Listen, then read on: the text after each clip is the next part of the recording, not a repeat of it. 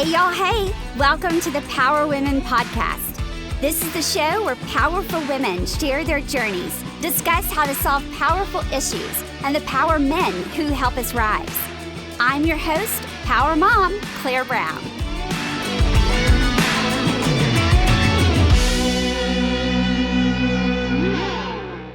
Hey, y'all. Hey. Okay, we're here today with Erin Cassinelli. Hi, Erin. Thank you for joining us. Hi, Claire. Thanks for having me. Yeah. And Erin, you're an attorney.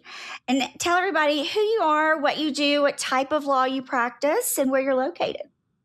Yeah, I'm Erin Cassinelli, and I have a law firm in Little Rock, Laster and Cassinelli, which, since 2009, I think. We've been around a long time.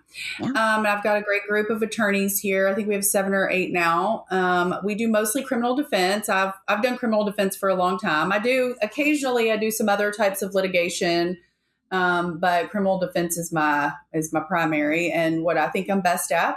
Mm-hmm. And I'm from North Little Rock and grew up in North Little Rock and Little Rock. And so here I am. Yeah. And we met just by happenstance, which is a lot of the things that happened to me. And then in conversation with you, I learned that you are the attorney for the Erin Spencer case. I am. And I found that fascinating. And I wanted to dive into that because for those who don't know, and I know you're going to correct me on some things, which please do. The Erin Spencer case is a gentleman whose daughter was being molested. Is that correct? Yes, she was sexually assaulted by another gentleman. And then Erin Spencer shot him and he died. That's correct. Yeah. In a very, very short version. Yes, that's correct. Yes.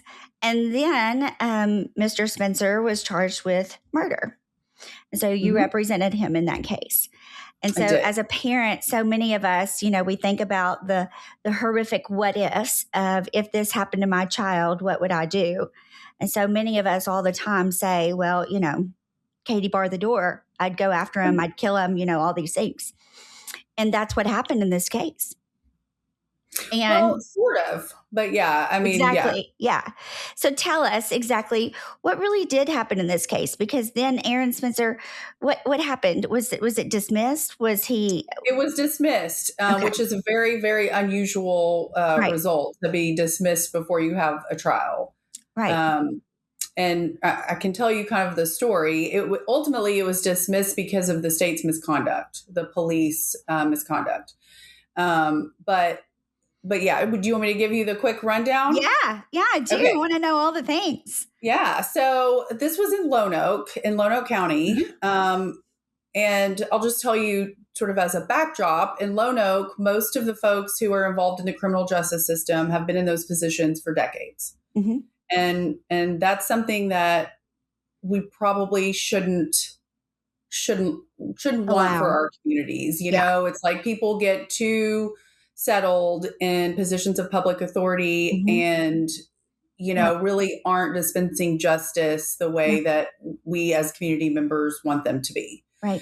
So in this particular situation, Mr. Spencer, I'm going to call him Erin's daughter, who was 13, turning 14 at the time. Mm-hmm. Unfortunately, as it happens way too often, met a man who was 67 years old through a close family friend. That's how it happens a lot. Is it somebody that's like in your circle or close to it? Someone at the time, the Spencers were doing another, thing that happens to all of us is we have to take care of other people in our lives. Like you have an ill parent or something happens and it takes your attention away because you have other obligations and that's just, and you have to depend on, extended family members or neighbors so that's kind of how, this gets set up. And I want to stress that because I absolutely love Erin and his wife, Heather. I mean, every time I do an interview, you're his lawyer. Well, yes, I'm his lawyer, but they're my friends. Yeah. And I will always be friends with them, and Right. I'll tell you, as a criminal defense attorney, that's not always the case. You might Right. imagine. No, it's not. And so I just feel so much for his wife because her father was dying. He ended up actually passing away the week that Erin was arraigned in the murder case. And so she was just dealing with so much that we all deal with, and she trusted someone, and that person violated her trust by not taking good care of her child when the child was with her. And so she meets this predator, essentially. And the child actually said something to the family friend that should have stopped this before it started. She raised a big red flag because she was uncomfortable. And instead of listening to her and doing what a normal person would do and what is going on here, calling parents, she blamed the child and, you're not telling the truth, and nobody knew about that. And so then this progresses into this 67-year-old man is sexually abusing this minor. Yeah. This gets discovered, and he is arrested in July of 2024 and charged with 43 felony offenses, including several that are Y felonies, which is the highest classification. So that's up to a life sentence. Of course, at his age, any sentence is going to be essentially a life sentence. Part of that arrest was that he was supposed to not have contact with minors. We expect those orders to say don't have contact with your victim or her family and don't come around these areas, but they were not doing very thorough bond hearings or documenting anything in Lone Oak. So it just says any minor, and he was given a $50,000 bond. So for people who don't commonly post bonds, that's $5,000 that he a low bond had to pay to be released. Yeah. No other conditions, no checking in, no monitor, no nothing.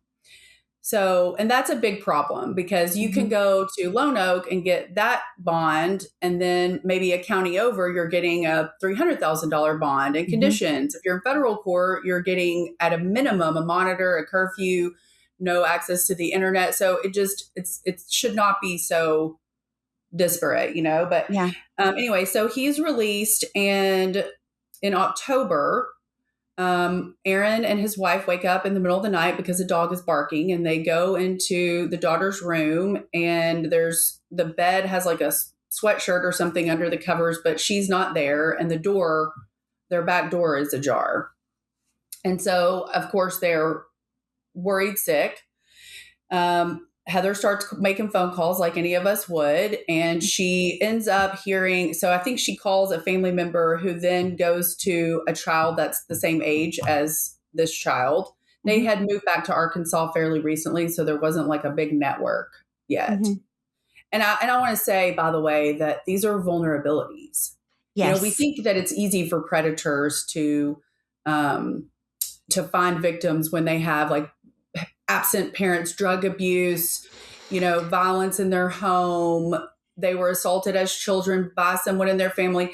But there's other vulnerabilities. And one of them is like in this situation, when you have to trust someone because you have to go take care of a sick parent, or, and we all have those times when we have to rely on people like that.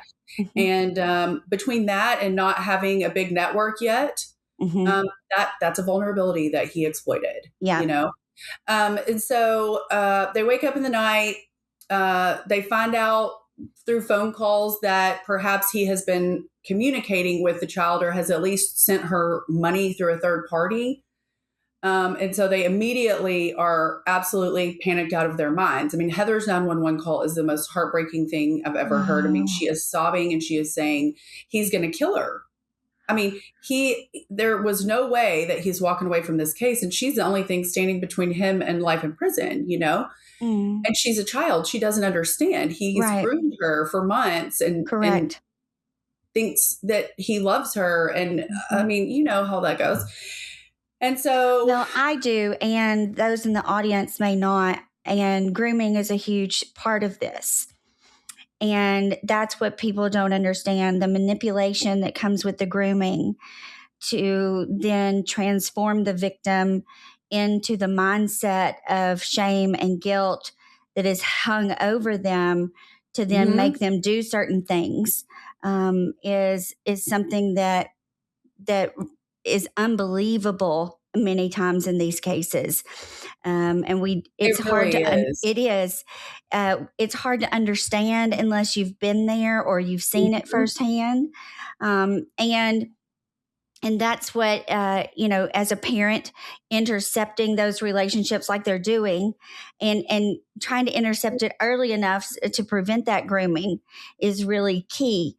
But it creates a manipulation that transforms everything else. And then that is what the domino is that then leads to the molestation.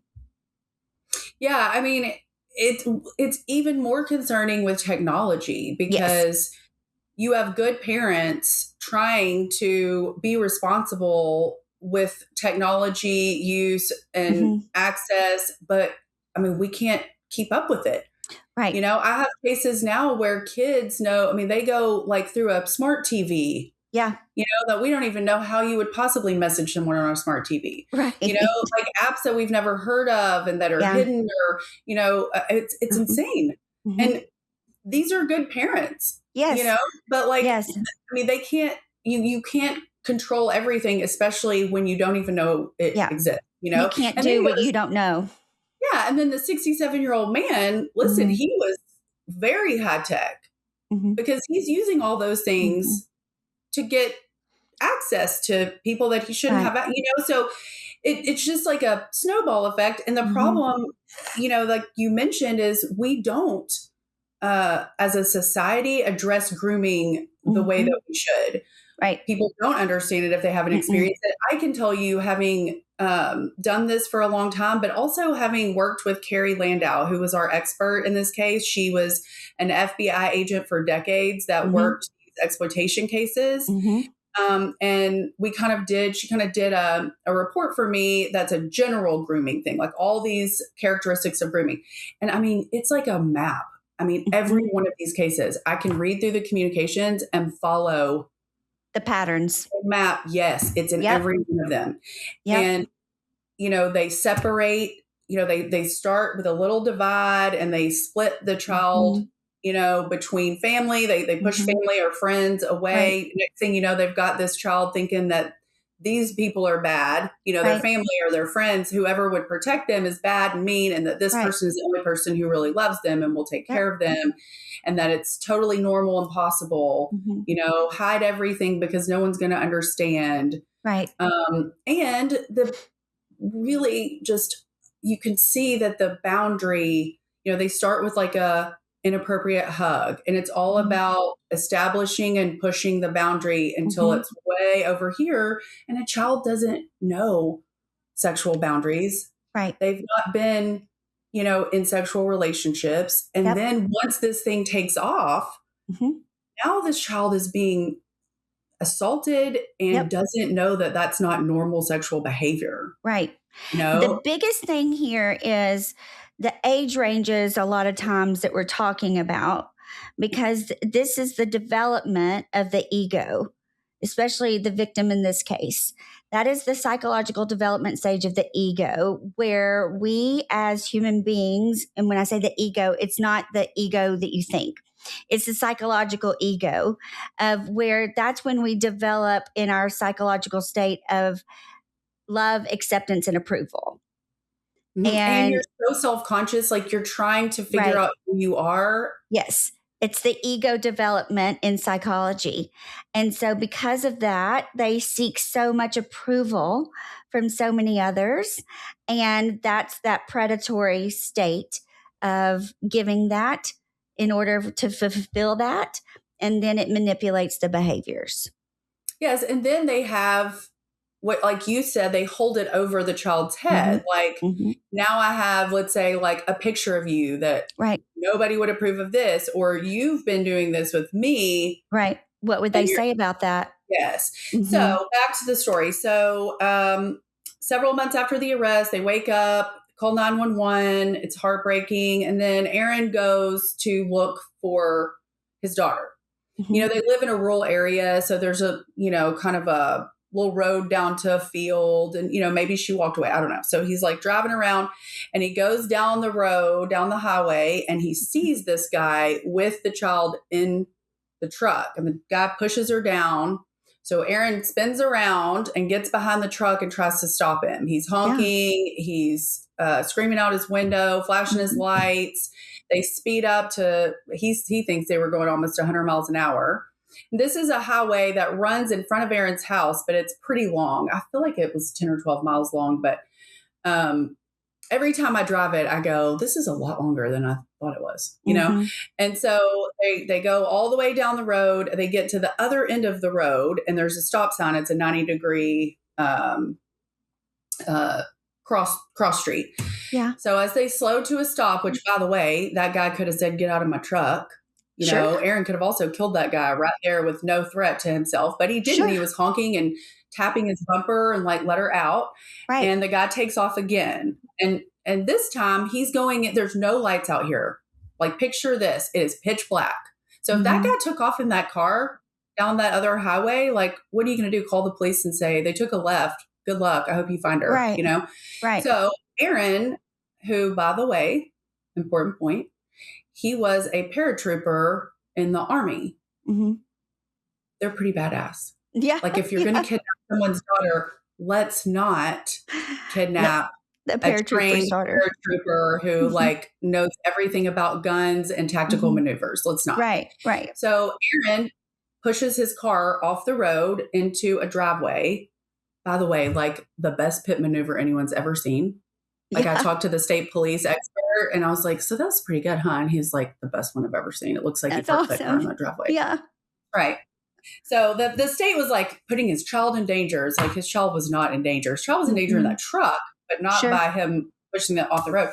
And so he gets out of the truck, and the bad guy gets out with what appears to be a weapon in his hand and something in this hand. And he yells, and he comes towards Erin, and Erin unloads. Everybody says it shot him 15 times, and that's overkill. But what people don't realize is that when you're trained to use a gun, that's what you're trained to do. And a skilled firearm user can expend an entire 16-round magazine in 1.5 to 3.2 seconds. Right. So you're not talking about like a 10-minute long, thing. And by the way, it didn't even kill him. So there's that. So then Erin called 911, and the police came, and this is where things get kind of weird. They locked him in the back of a police car, definitely treated him like a criminal. They took him out to talk to him for a minute. And when they put him back in, there was a meth pipe in the floorboard. And he went, that's not mine, and I don't do drugs. So that was the first thing amiss. Like, where did that come from? And that was way down the road. Somebody tried to confess that was theirs, but it had someone else's DNA on it. I mean, it wasn't his. At the scene, they turned off their body cameras. Somebody shows up and says, everyone turn off your body cameras. So they just turn them off. And then there's several hours at the scene where no one knows what's happening.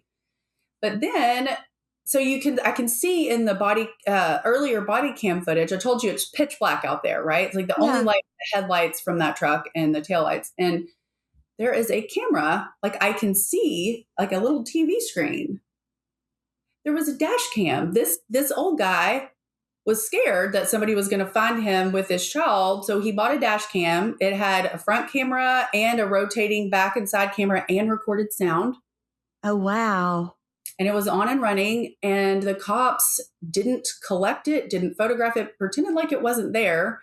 And then when everybody was gone, except for the detective, he ripped it out of the truck without documenting it, photographing it, following the rules. And he broke the thing. And he took it back to his office. Now, when police collect evidence, you do it in an organized way, and then you go put it in an evidence log and in an evidence room. There's a custodian. We like to be sure that evidence is what stays where it's supposed to stay, and nobody can mess with it or tamper with it.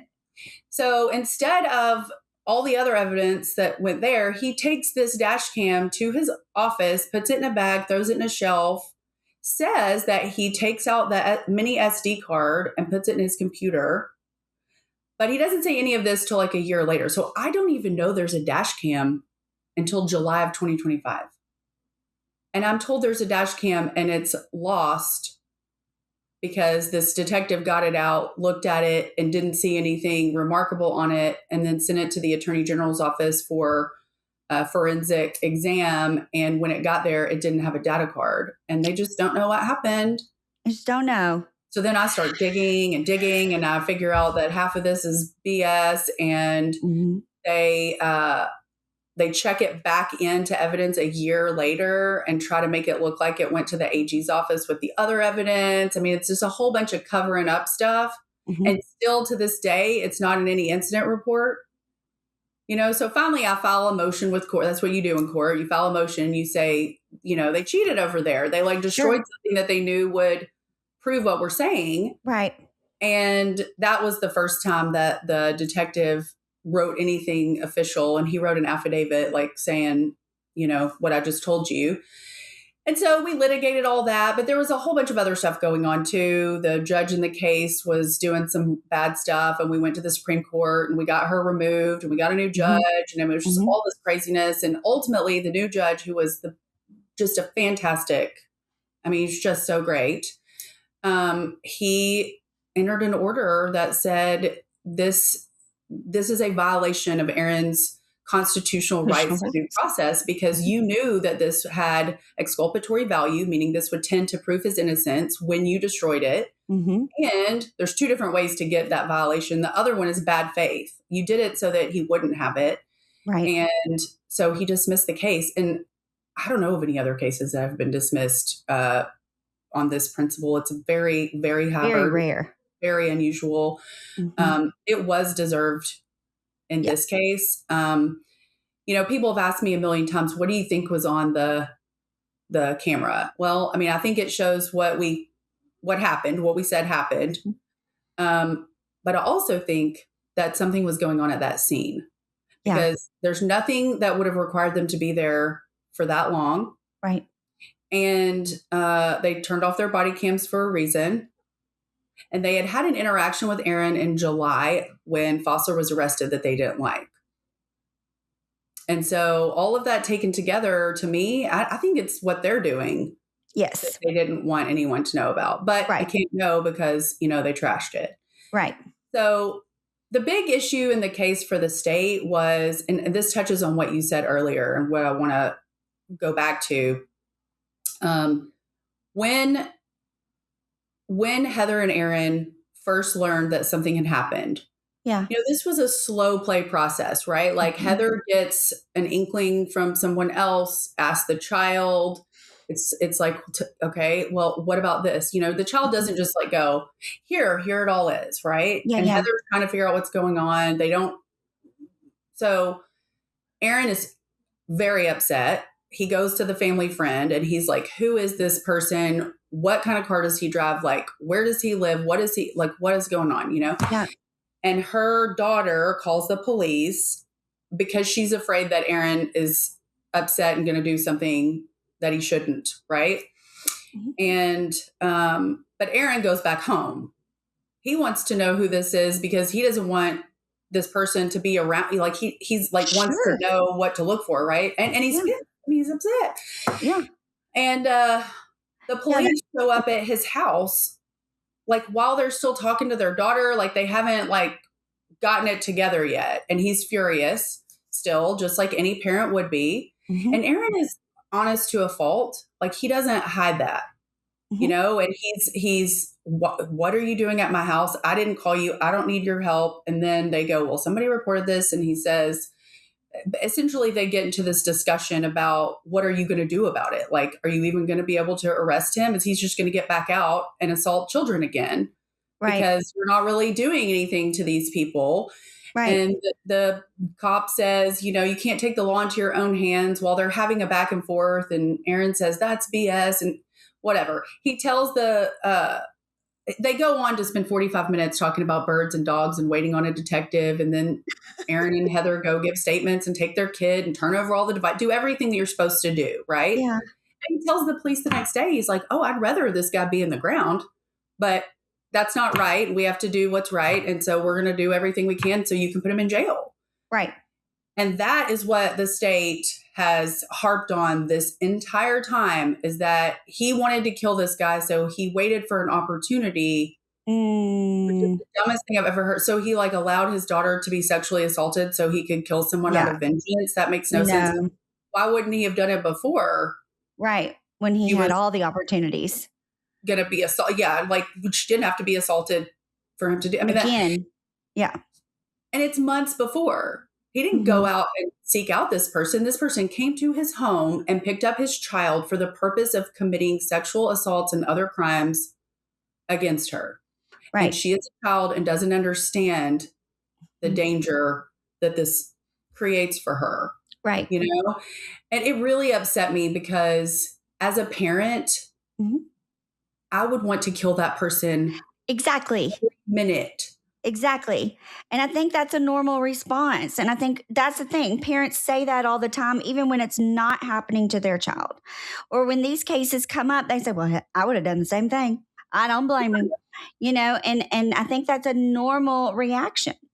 Well, and you know, this whole idea that he was a vigilante, like that, he would have been a vigilante if he went out and did that based on his feelings. Right. But he didn't. Right. That man had his child. Right. Like, it's so, it just makes me so mad that is like the label, and that's not, that's not the reality, you know? Right. Which is why it's important to share the story. Yes. Yeah. And it's also important so that parents know what to look for. And they, you know, it's very important, you know, when and if someone is watching your child, no matter the reason or the situation, it's always important to give the boundaries and expectations of, okay, while she's here, or while my kids are with you, if you choose to have anybody else come in the home, please let me know. Or it's my expectation that nobody else is going to be here. Is that correct? You know what I mean? So you set that expectation. So when and if there is someone else that comes in, they hopefully will have a conversation and let you know, so that you limit the exposure. I mean, even then, though, it's like you trust. I mean, I think in that situation, let's say if my grandmother had like, you know, neighbors over that were of her age, no one's going to think anything of that. Do you know what I understand? mean? Like, and typically not. Wear a button or a hat that's like, I'm a predator. I know. And that's why you have to have the conversation these days, because we don't know. And consequently, you have to have more curiosity and more conversations, because you're not there to see who your child is around all the time. Right. And I know that the Spencers had talks with their child about these things. Sure. And so I feel like we get too comfortable. We think our kid wouldn't be susceptible to that because I've warned her. And I'm telling you, these people who do this are good at it. Yes. And it's like, you know, when your child goes to a friend's house to stay the night, having a conversation with a parent of who else is going to be there. It's my expectation that it's just you and your spouse that are going to be there. Is anybody else going to be there? You know, and the next day having that conversation. Right. Yeah. Like, well, who was there? And did anybody else come over? You know, and did you feel uncomfortable with anything, or what, you know, just to talk through what happened. Right. Because sometimes they don't realize that something's amiss, and we would realize. Right. That, you know. Exactly. And of course, always empowering your children through conversation and saying, you know, if somebody other than these people come over, I need you to let me know. You know, before anything ever starts, and not necessarily, you know, alluding to any behavior, but just, I need to know who's there. And because we just have to be more aware of who our children are surrounded with. Well, and a lot of this also, I have to say, though, you know, as a society, we need to expect better from our public officials in many ways. Absolutely. Absolutely. The uniformity of treatment needs to be really looked at. You know, I'm a criminal defense attorney, so I'm on the side of the defendant most of the time, and arguing against bond, but that's my job. Right. And they're the people whose job it is to make sure that these kind of people don't fall through the cracks, that we need reinforcement there. 100%. Absolutely. And I mean, what you said at the beginning about, elected officials and people in positions that have been there for 30 years or 50 years or whatever. I mean, it's a reality, especially in small towns in our state and other states as well. They do get very comfortable. They're there just for a retirement and a pension at that point. And they do a disservice to the community. And people get hurt in large ways because of that. And this case is a huge example of that. It's a huge example. They got hurt because the system didn't protect their child, and then they got hurt because the system blamed them for having to protect her. And that's wrong. I also want to point out that child continued to be hurt. Because, and that's the real problem here, is that child continued to be molested. She continued to be groomed. And then she had to witness a murder that she should have never witnessed. That's right. And then on top of all of that, the state was going to force her to testify against her father and shame her about her own conduct. Right. And so none of this should have ever taken place if the state had done its job in the very beginning with a child predator. Well, and let me tell you, this is really going to get you hot. They were adamant that she left the house willingly with this man that night, and that made the difference. That it doesn't make a difference. And that also shows how little is known about grooming. Exactly. And I can't tell you how many times I yelled that at the top of my lungs. I yelled it in court. I mean, I remember saying to that judge, it's not like she left in the middle of the night with a bad boyfriend. Right. Like, y'all just keep acting like this some teenager who came to get, and that's not, No. And, Erin didn't know if he had come in their house or if she left willingly, but it did not matter because you cannot have sex with children. Right. So that leads me to the question is, where's this child now? How is she doing now? She's doing well. She's grown up a lot because it's been a couple of years. Those are really important years, as you were saying, for maturity and even physical growth. And she's doing well.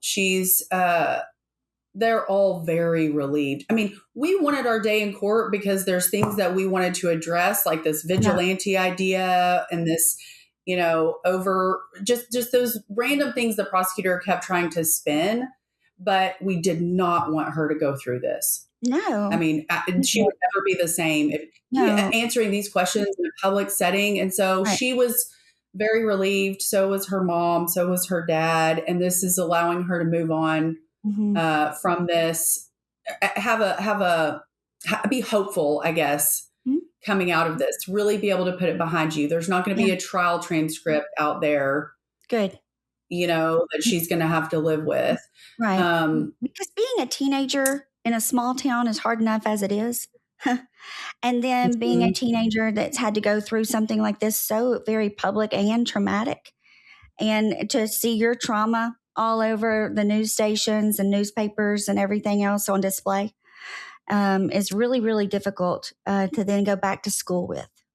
Yeah. And then to add to that, I was worried about this, but I think that it's turned out to be a great thing for her, as Erin came to me sometime, last year and said, well, first, I knew that sheriff's office was a disaster, right? And I told him that, and he knew that because he lived there and his wife is from there, and they were trying to find someone who could run against the sheriff, and nobody would because he controlled he had those business contacts, and if you weren't on this side, you got treated differently. And so anyway, Erin said, I can't just sit by. Like, I think I have to run for sheriff. And as the lawyer, I'm like, no, you do not. No.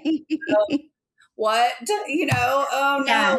Yeah. But Erin is very principled. And when he thinks that when there's a job nobody wants to do, he is doing it. In every respect, farm work, like whatever. And I made him, think about it, and his wife made him think about it, and he molded over, and finally he said, nobody's going to step up. I'm going to step up, and whatever it, may do to my case, that's not the important thing. Like, we have to be protecting children and protecting each other in this community. And this group isn't protecting anybody. And so here we go. And then at the primary, he beats the current sheriff.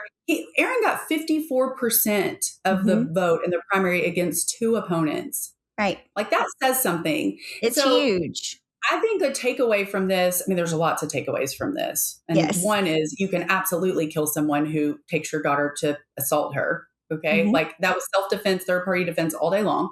Right. But the other is that you can make a difference in your community. That's that exactly if you don't right. like what's going on, you don't have to have experience being on the school board or being a, city director or whatever it is. Right. You just have to have a core value system and integrity and run for office. Yes. Yeah. And get involved.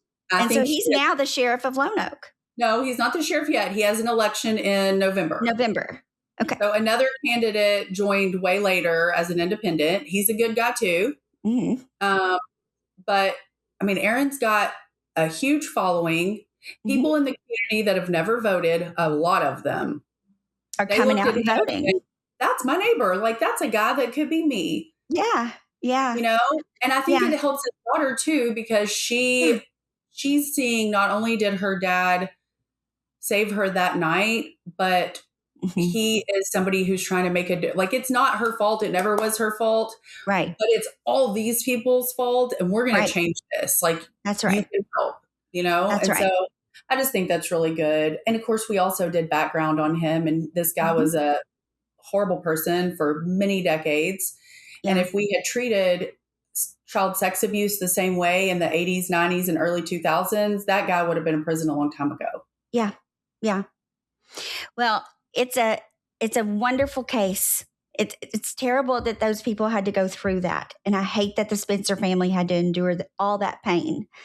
But I'm also grateful for how they have chosen to turn such power from that pain in order to help so many people. And yes, it's wonderful. We should all do that with the pain that we endure in life. We should turn our pain into power to help others. And thank you so much for sharing it today, Erin. Thank you for representing them and saying yes. Absolutely. Because there's not a lot of attorneys that would have done that. So I'm honored that I was able to represent them. I'm proud to stand with them. I would encourage you to look at Heather's Facebook too. I'll give her a shout out. She is a beautiful writer. And she's done such a great job to raise awareness and to support local candidates and follow her Facebook page. She also puts really great bird videos. Like they got some ducklings and they were so cute. So you also get to see really cute stuff on there. So I love that. Yeah. Well, thank you so much, Erin. Yeah, so thank you for tell people where they can find you again. Last Erin Cassinelli Law Firm in downtown Little Rock. Give us a holler if you need any help. We're here to help. Okay. I'll call you for all my speeding tickets. Yeah, please do. Stay out of trouble otherwise. Okay, I will. Okay, thanks for having me, Claire. You bet. Thank you so much for listening. If you like the show, please rate and review on iTunes and check out our website, thepowerwomen.org.